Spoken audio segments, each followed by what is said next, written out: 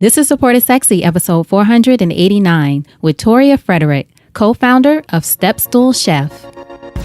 Welcome to Support is Sexy. I'm your host, Elayne Fluker, entrepreneur, author, and founder of Chic Rebellion Media.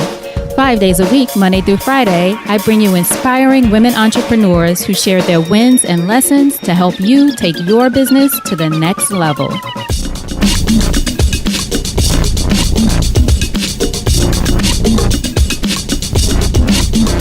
Here we go.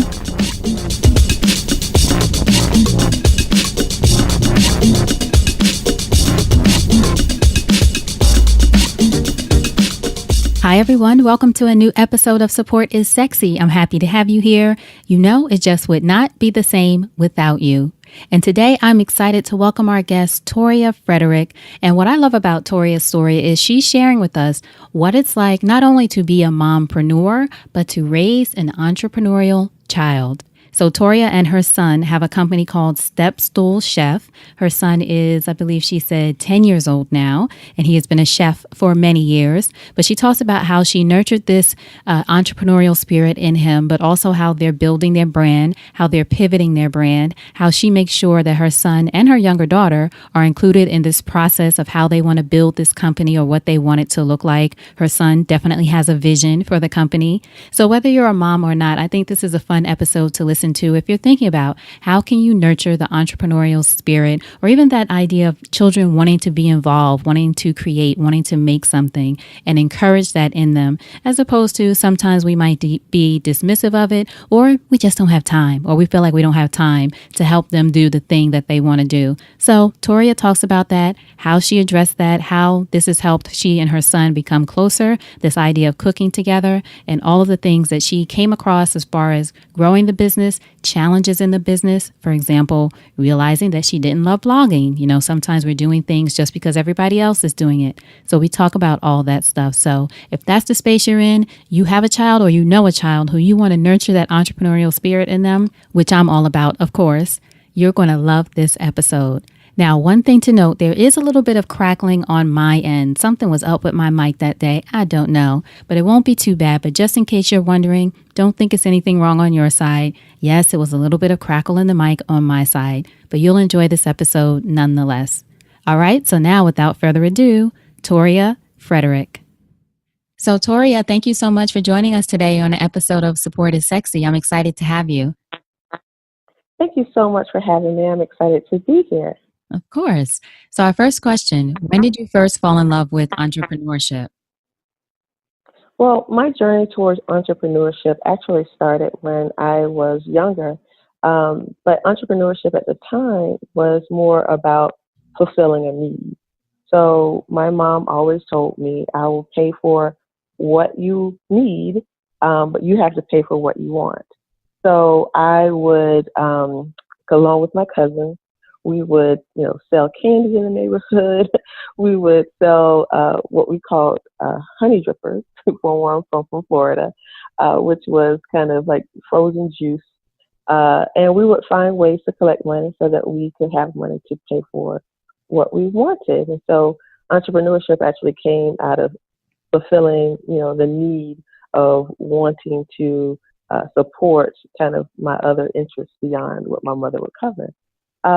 And even beyond that, entrepreneurship came at a time where it fulfilled the need when I got laid off from a job. I actually started a consulting business in my mid-20s as a means of fulfilling a need.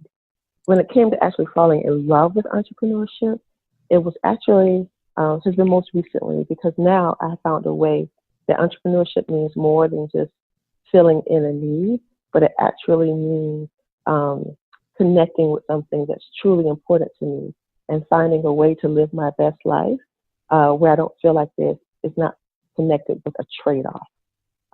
So I think now is the time that I really fell in love with entrepreneurship.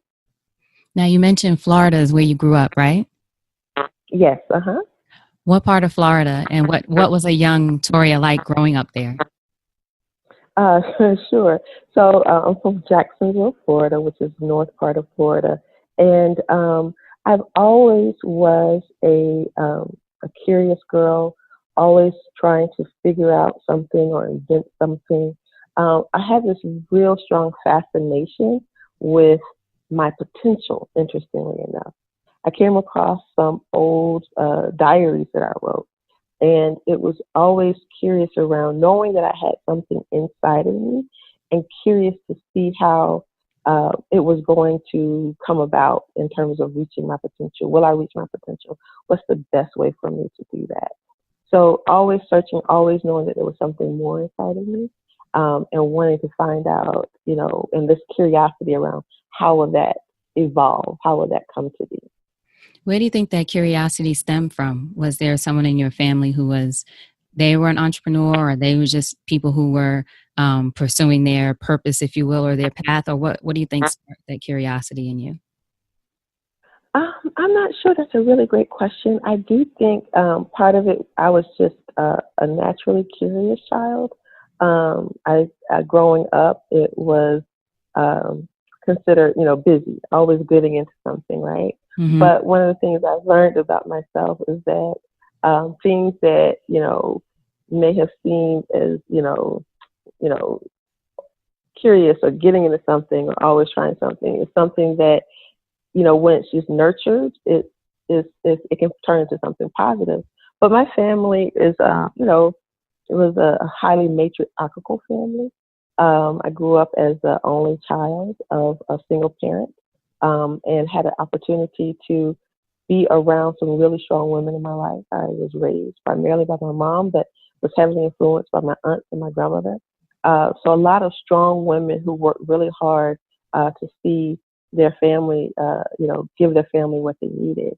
So I was heavily influenced by just seeing the women around me who had a desire to make sure that they did what needed to be done by their family, but just kind of always also had a kind of a natural curiosity about life, this kind of natural light inside of me that Mm-hmm. I was always curious to figure out how it was going to manifest. And what would you say your aspirations were growing up? We know when you were younger, you were an entrepreneur selling, what were they called? Honey dip, honeydews? Honey, honey Honey, drippers. honey drippers. I Yes, said honey dip. That's like that's from a right. Heavy D song or something. But what would you say were your um, aspirations? What kind of career did you go into? You actually talked about getting laid off. yeah, so actually, I thought that I wanted to be an anthropologist Mm, growing up in high school because again, that natural curiosity, I was always curious about how people lived their lives, what motivated people, what interested people. I was really curious about culture. And again, having a lot of positive women in my life, I was influenced towards that career interest by a woman, PhD out of Florida. She was a professor of anthropology, and it really kind of created this. This is what I can do with all this, curiosity that I have.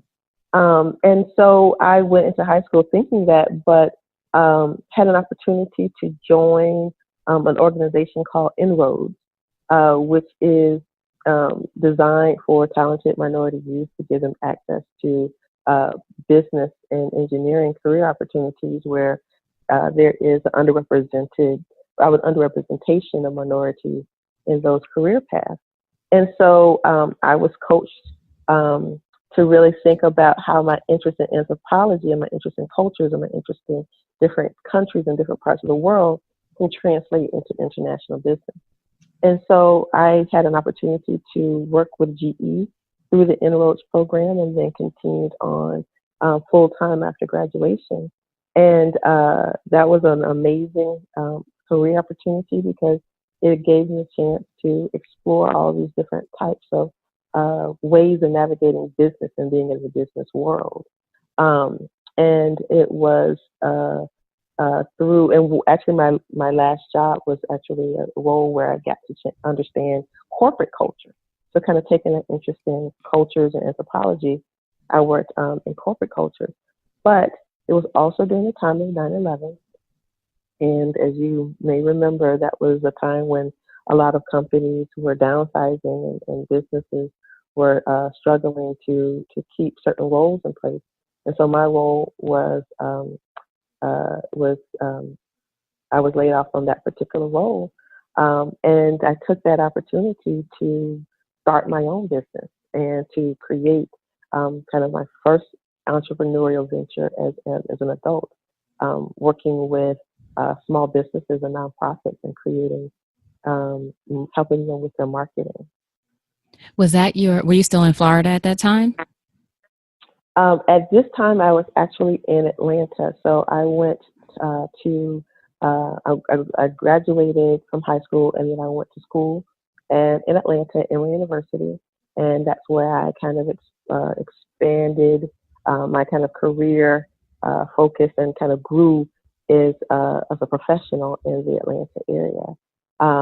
But my job took me from Atlanta to Dallas and then back to Atlanta. So I had a chance to work across different companies within the GE umbrella, but ultimately ended up being in Atlanta, where I, did something that was new for me, which was, starting out and starting my own business and trying to create an opportunity where I felt like there were none in that kind of environment of 9/11 and layoff. Now, would you say before that point, though, you felt like GE would be a company that you'd be with for a long time?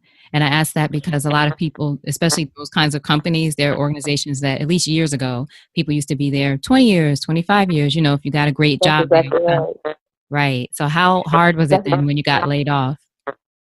it was devastating, to be completely honest, because like I said, I grew up in a highly matriarchal family where, everyone worked really hard to provide. And so the aspiration where I came from, coming from a working class space, was you get a good job and you stay in that good job, right? It was all about getting the good job. And that to me, working for GE was the good job that I was going to be able to stay in for a long time. As I had seen growing up. My grandmother was a teacher for 30 and 40 years. And my aunt stayed at the same company for 20 and 30 years, et cetera. So that's what I saw. That's what I thought was the right approach to my personal career.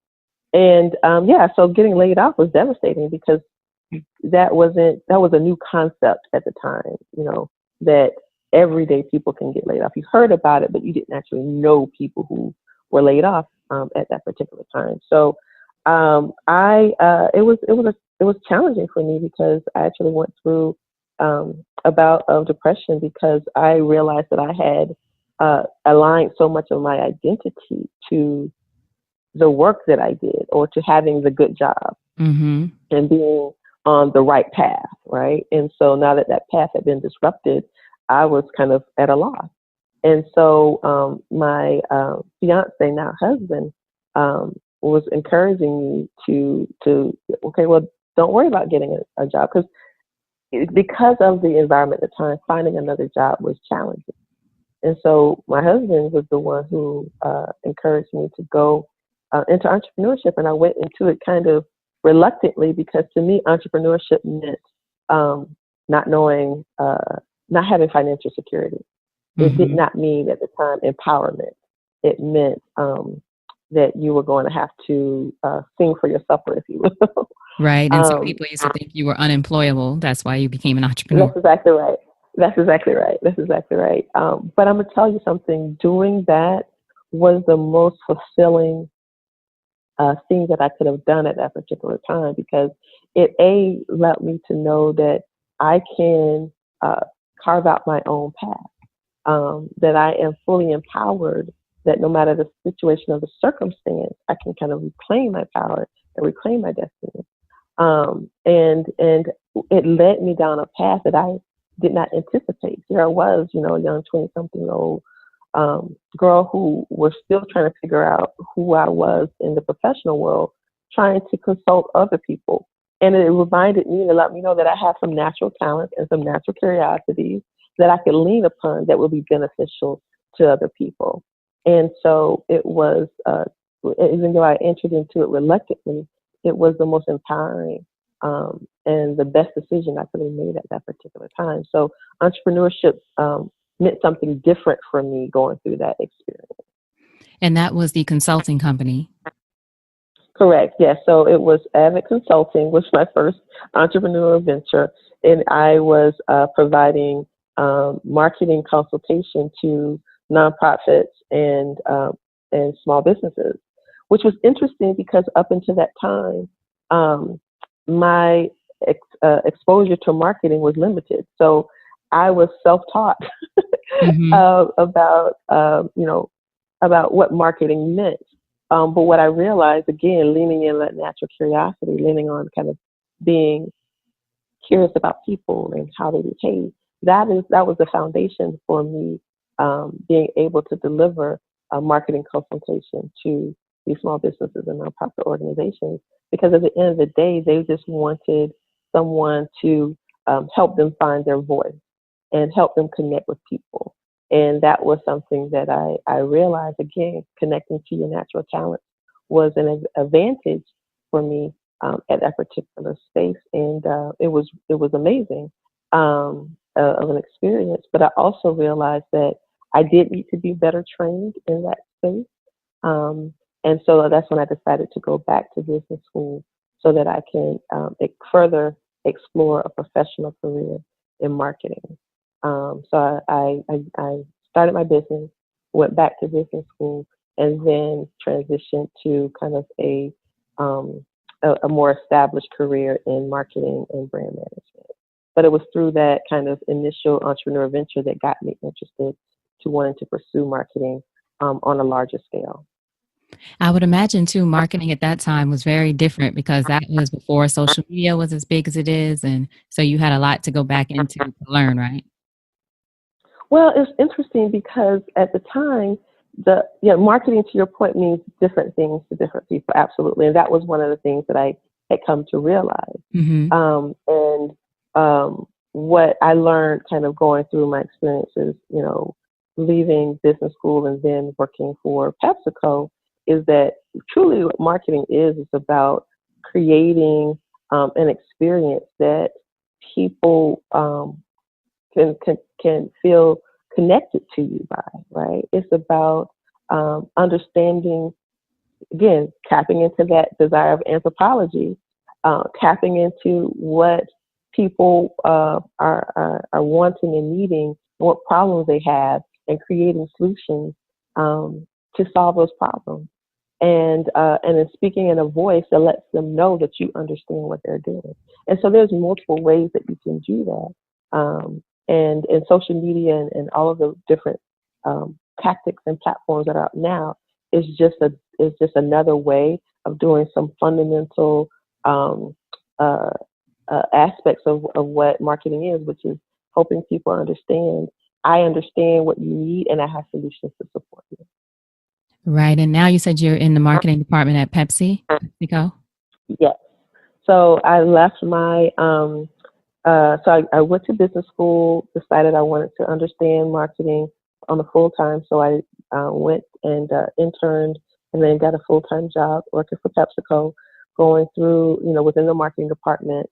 And I was there for a number of years, learning all of the, aspects of what it means to be in marketing, which in the what's called a CPG world, or consumer packaged goods world, being in a marketing department is almost like, well, it is like running your own business.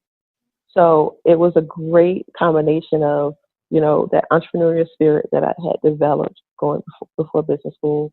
It was an opportunity for me to tap into that curiosity, that natural curiosity that I've always had about people and behaviors and wanting to understand how I can support and solve their problems. And it was a really great and amazing training ground for me to be around some really smart people trying to figure out how to create solutions that people can get excited about. So at what point then did you make this transition to the other business that you have, Step School Hmm. Chef with your son, and being able to do Yeah. that from the other business that you have? Sure, absolutely. So I worked for PepsiCo for nearly 10 years, and I had matriculated, had a very successful career, some really amazing experiences, and I matriculated to an executive level in my career there. And during that time, I had, I had a son and a beautiful daughter. And I realized that two things kind of happened in that space. One, I found myself, as many people are at certain points in their career, trying to figure out how can I be the professional that I wanted to be and the parent that I wanted to be. Mm-hmm. Wanting to try to figure out how do I, because there's always this notion in this paradigm that the more senior you go, the more trade-offs you have to make between your career and your family. And I wanted to try to figure out what does the world look like where I don't have to constantly make those trade-offs. And so it was after having my second child, my youngest daughter, that I decided to um, try to explore entrepreneurship once again. But again, it was more in a space of excitement. It was more of a space of trying to define who I am and who I wanted to be personally and professionally, and finding my own voice as a parent and as a professional. And then secondly, my decision to make a transition is I realized again that natural curiosity I've always had in me. I had a lot of ideas. I had a lot of passion, a lot um, of interest that I wanted to explore, and creating my own, and knowing that I could create my own path. Um, and through entrepreneurship was another trigger for me. So it was a combination of taking what I had inside of me and wanting to, fulfill that potential and see those ideas through. And then the second was, wanting to redefine and change the paradigm of how can I be the professional that I wanted to be and the parent that I wanted to be without them constantly feeling like they had to be at odds or at conflict with one another. Mm-hmm. Now, how did you decide that Step School Chef was going to be that business for you and for your family? So it's interesting because one of the things that there were two kind of opportunities, two moments that happened in our life that really led to Step Stool Chef. The first moment was the the winter of 2011. I mean, where I live in Dallas, Texas, currently, we don't get a lot of snow. We're known for our heat waves. So when it does snow, it shuts the city down completely. And there was one weekend where it happened to be his third birthday, and we were snowed in. But he decided that he still wanted to make his own birthday cake, even though we had to cancel his birthday party for him. How old was he So at the time? he was 3. This was his third birthday. Okay, And third he birthday. decided, he decided that he wanted to make his own birthday cake like most toddlers. Mommy, I can do it. I can do it myself. Mm-hmm. And I decided to let him to give him a chance. So we pulled up a step stool, grabbed a chef's hat, and that was the spark of the idea behind Step Stool Chef. And he got on his step stool, and with a little help from Mommy, he was able to make his own birthday cake. And the light in his eyes, the joy in his eyes that he had through that experience of being independent and creating something and seeing that he could do something on his own was so amazing. And that really kind of sparked an opportunity where we shifted the dynamics of cooking between he and I, where he was the chef and I was his assistant. He would be the one kind of taking charge of the kitchen, and I would be kind of in the background helping him as he needed to be. And so from that point on, cooking became kind of this mother-son experience that we would enjoy with one another. Now, actually taking it and making it into a business didn't happen until a couple of years later, when I was on maternity leave with my youngest daughter, who's now 5. But at the time, it was our way of finding time where he and I could spend more and more time with one another. It was our mother-son bonding time. Mm-hmm. And while I was taking care of a young, infant, it was a way for making sure that I could give him one-on-one time during that. And we started taking pictures. We started, capturing these moments of our cooking time together.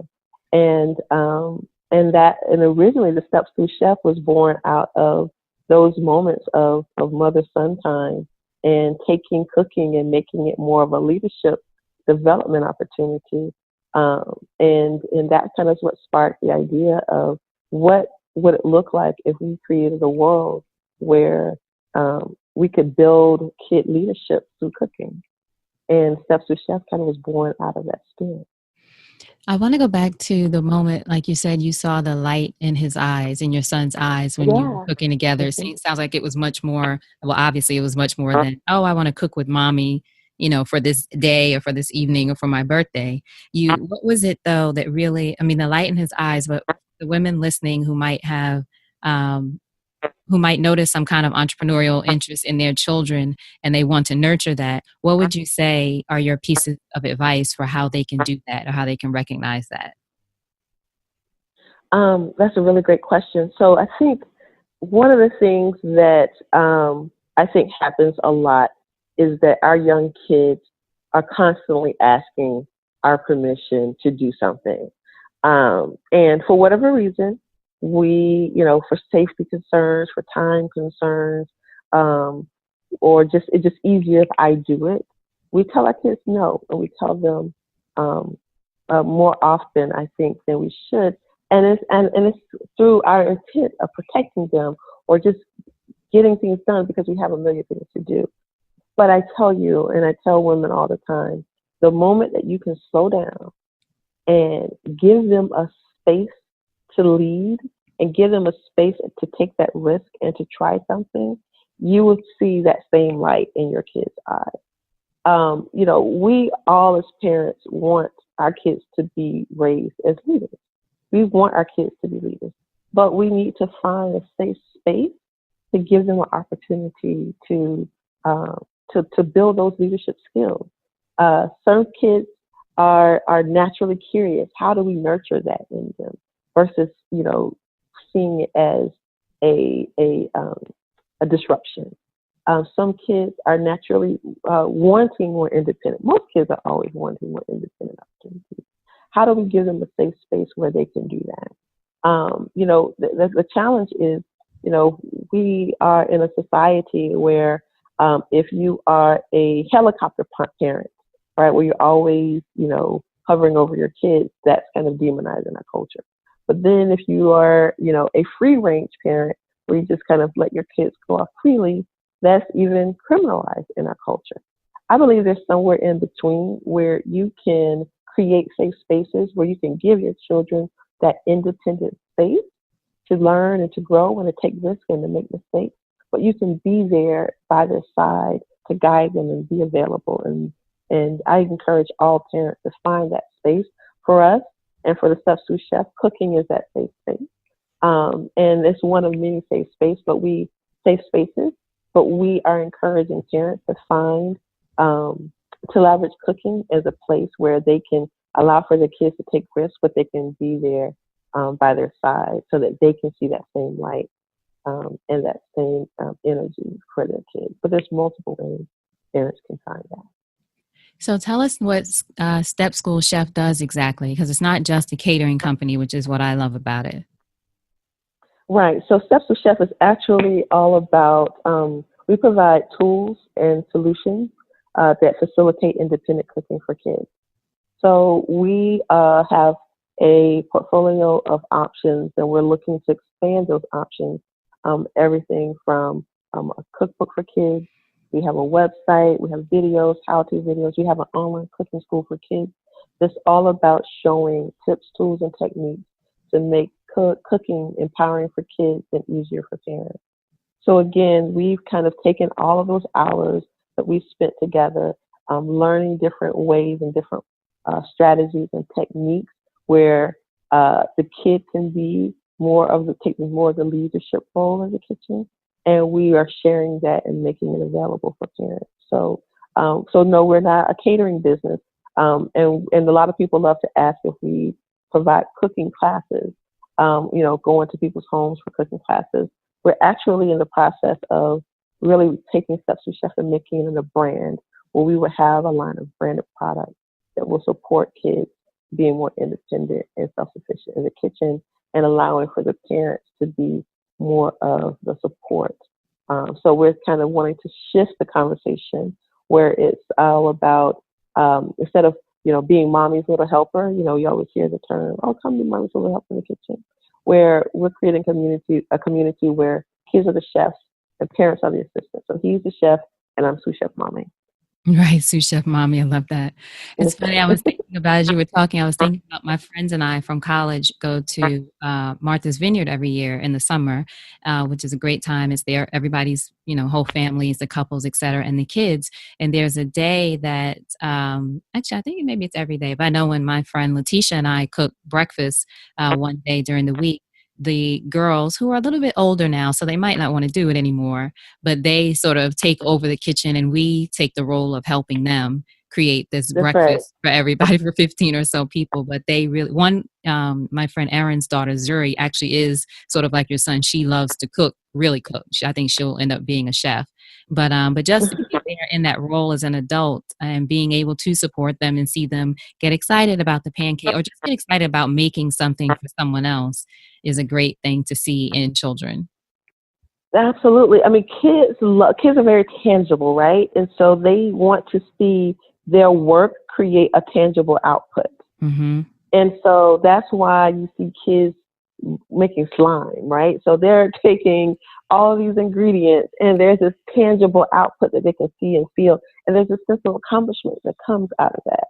And so cooking is another opportunity for them to take an idea of something that they want to eat and to go through certain steps. And then there's a tangible output. There's very few opportunities where kids can create something that is practical and tangible, and something that is for everybody that they can share with everyone. That's what makes food such a kind of a remarkable space that goes across cultures, it goes across age groups, it goes across times of the day, and because everyone needs to eat, right? Mm-hmm. And so it's just a really fun way for kids to be involved and be able to create something that can help and benefit everybody. How old is your son now? 7? So no, he is now 10. 10. But your daughter is 5. My daughter's 5 and my son is 10. Yes. So my daughter, she's a Step Stool Chef in training. Okay, I was going to ask if she has interest in it. Absolutely. Well, this is the thing I always tell parents, because everyone asks, oh, your kids must love to cook, or your son must be really good at cooking. I tell you, I have yet to meet a kid that is not interested in cooking. The challenge is they are usually not given the opportunity to do it, and to really explore it, or we as parents want to protect them, so we jump in the pursuit of helping them. And what we try to do is show workarounds or show different techniques that is not typical of how we would think about preparing a meal, but it's perfect for a kid. So if it's anything from, teaching them how to use a cookie cutter instead of a knife to cut things, if it's teaching them how to use a water bottle to remove the yolk from an egg, right? So, or to use their hands when you're supposed to use a spoon. We're always finding fun in different ways to allow for the kids to be more independent through the entire process. And so if you give kids that opportunity, I guarantee you there isn't a kid out there that wouldn't love to be able to create using their hands and doing things that comes natural for them, and then be able to produce something that they can enjoy and share with others. Now, from a business standpoint, what is the primary driver, would you say, for the business? Is it the products? Is it the courses? A combination? Do you do special appearances with your son? What's working for Absolutely. you guys? So currently we have a couple of products. We have apparel. We also have, so we have cookbook for kids, and we have an online cooking school for kids where we have a course where it is a kids teaching kids uh, online cooking school where there are 6 different lessons that allows for the kids to learn everything from the different types of pots and pans to the science of taste buds to the how to be creative and experiment with food to how to cook with herbs and spices. So there's a series of videos, hands-on activities, and recipes. It's all about teaching kids how to cook through the eyes of kids. So there's my son Julian, who's the main kind of instructor and who provides the instructions on the videos, as well as other kids who come in and demonstrate these different skills and tips and techniques for the kids. And so the Step Stool Chef Academy has been one of our biggest platforms thus far. And we're actually excited because we want to take that platform and grow it even further and create more solutions and tools and branded products that will, again, support this whole notion of how do I allow for kids to be more independent in the kitchen. So we see the Step Stool Chef as a brand of and a platform of products and solutions that's all about empowering kids to be more independent in the kitchen.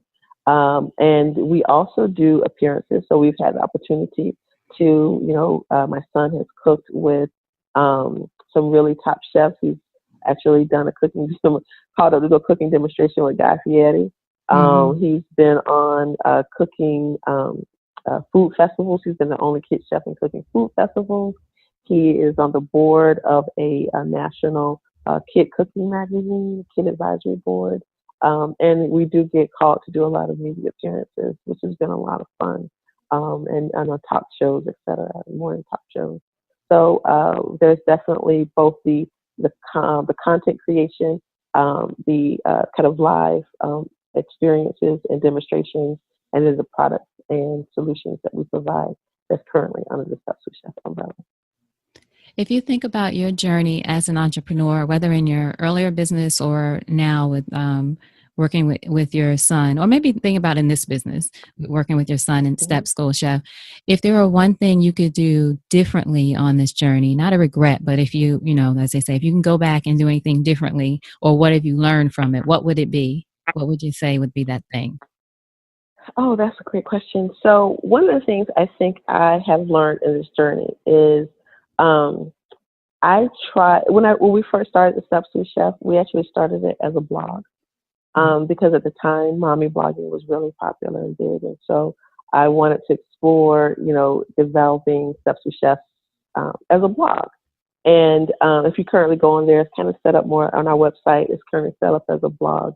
We're actually in the process of pivoting from that direction because one of the things I learned is that the blogging world is fantastic. It's fascinating, and I've learned a lot in being a part of that space. But I also realized that it did not connect with the way my brain works, the way my brain naturally works. I am in the heart of who I am. I'm an innovator. I like to create products and solutions, and I create brands. That's where my training came from, and kind of in the PepsiCo world, and creating brands and creating products and solutions. And I realized that the Step Stool Chef brand has an opportunity to transcend kind of where the blogging world is currently uh, set up to be.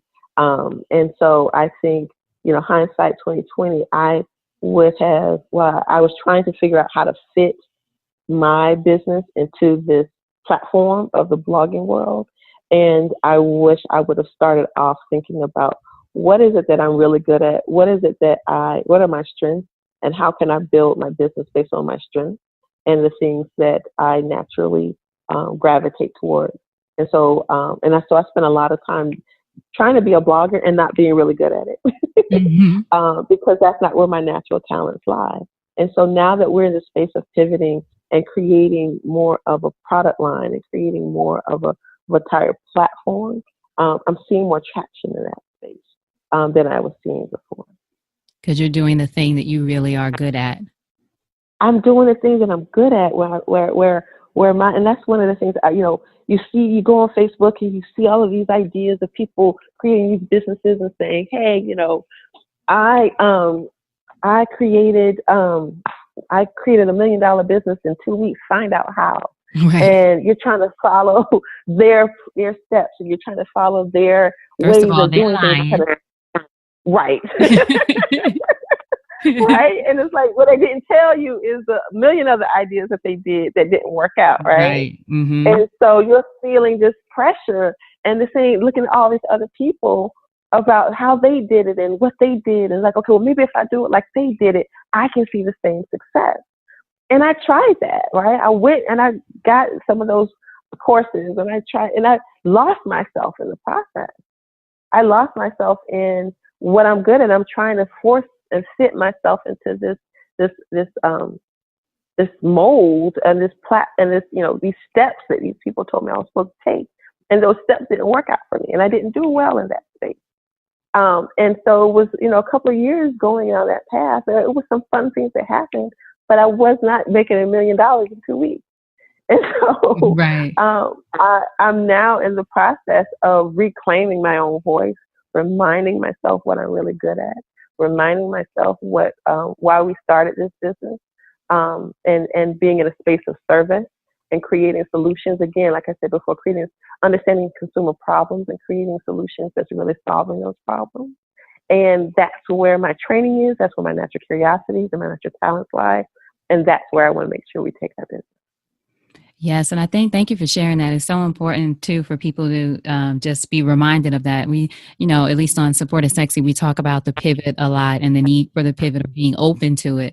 But I think hearing it, just as you said, from your perspective of, well, one, we all see these promotions and things on social media or wherever saying this is how you do it. But to your point, it's about thinking about what are you great at doing, what feels Yes. natural for you or something that you even want to get better at, even if you're not great at it yet, but you should at least have some interest in it. So for me, for example, I love writing, but I actually don't love blogging. I don't like to have to write.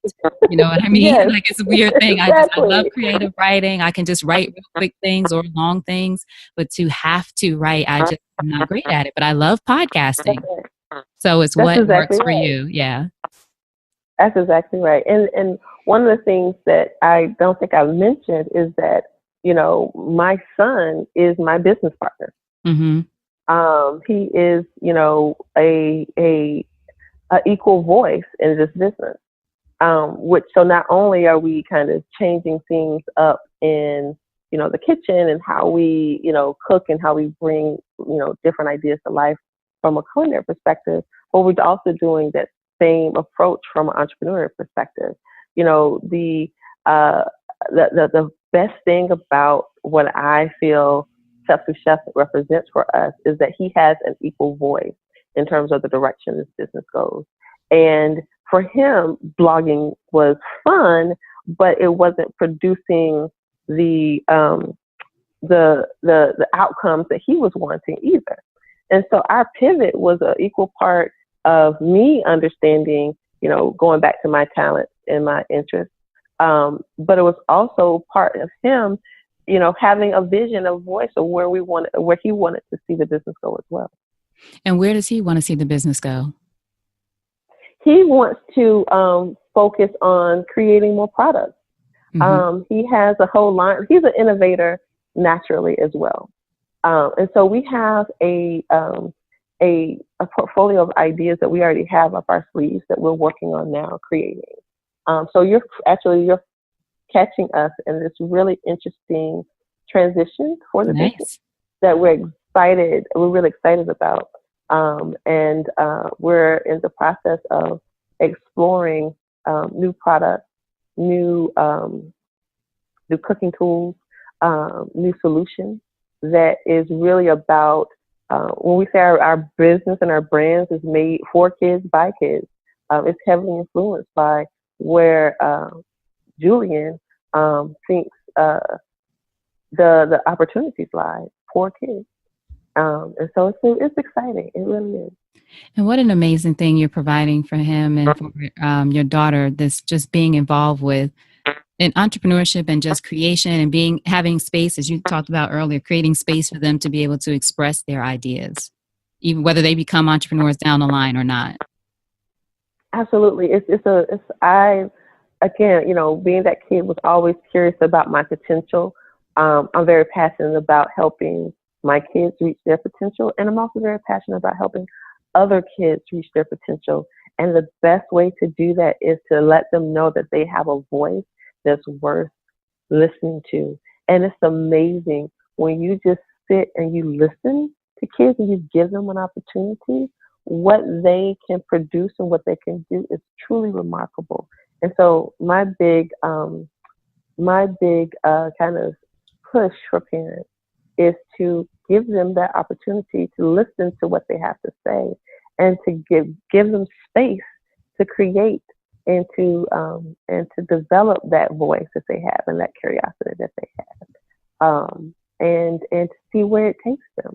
Because that, if you can build that, to your point, no matter if they want to be an entrepreneur or not, you're definitely setting them up for success. And you're definitely building that natural leadership skills that I believe all kids have. Mm-hmm. So in closing, if you think over your life and career and you had the chance to thank only one person whose support was critical to you personally or professionally, who would that be and what would you say?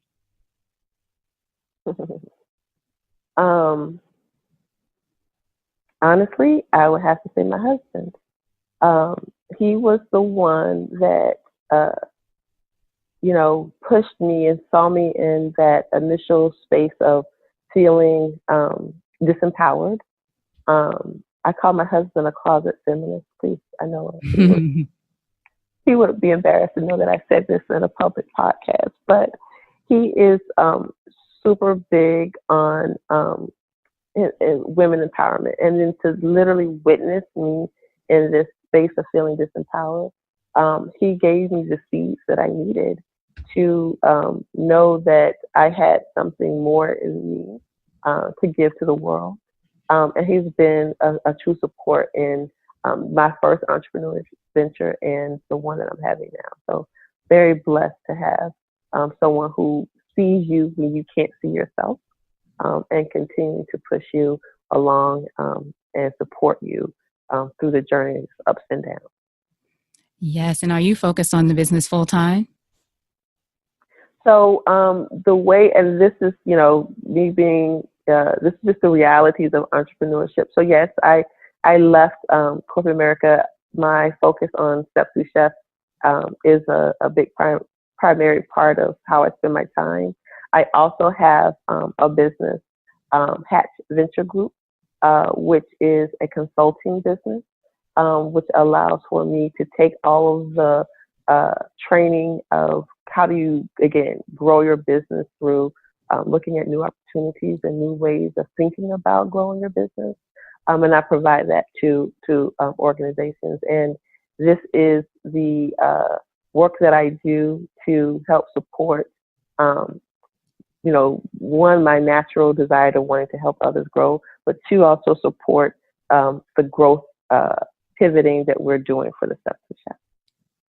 Excellent. Now tell us how we can support you. Tell everyone the website, how they can get in touch with you, social media. We'll have links, of course, but just so everyone can hear it. Absolutely. So our Step Stool Chef website is stepstoolchef.com. We are available on all of the social media platforms, Twitter, Instagram, Facebook. And if you just search at Step Stool Chef, you will find us. So please join us in our in our journey, and definitely encourage people to follow us and to see kind of, where we're heading and our pivoting. We will be sharing our story as we go. And it's a lot of great way of just seeing a family grow together as entrepreneurs, as partners, as business partners. Having a kid entrepreneur and and a mompreneur, if you will, work together. And then for those that are wanting to and needing more information or ideas around how to grow their business, I'm available. And you can contact me through hatchventuregroup.com. Hatch, right? HATCH? Correct. hatchventuregroup.com. Excellent. Toria, thank you so much. This was great. I wanted to, I was very intrigued, as you know, as we were going back and forth just about being a mompreneur, as you mentioned, raising a kidpreneur. Usually it's one or the other. So thank you for sharing your journey with us. Absolutely. Thank you so much for allowing me to share our story. Of course. Now, before you go, what's a parting piece of advice from you to our listeners about anything? To be very clear about who you are and unapologetic about it, knowing your talents, knowing what you're really good at, and knowing that that is where your truth and your growth and your adventure will lie, being grounded in your true talent and your true voice. All right. I hope you enjoyed that conversation with Toria. To find out more about her, to find out more about Step Stool Chef, just go to supportissexypodcast.com, go to that search icon at the top and type in Toria, Toria. Her show notes page will pop up with the links and the resources and the ways to find out more about Step Stool Chef. Supportissexypodcast.com and just search Toria. Thank you so much for being here. I appreciate you, especially if you listen to the whole episode through all that crackling. I really appreciate you being here episode after episode, or if this is your first time, welcome and thank you. Now, what I want you to always remember until we chat next time is you deserve support. And I'll talk to you soon. Take care.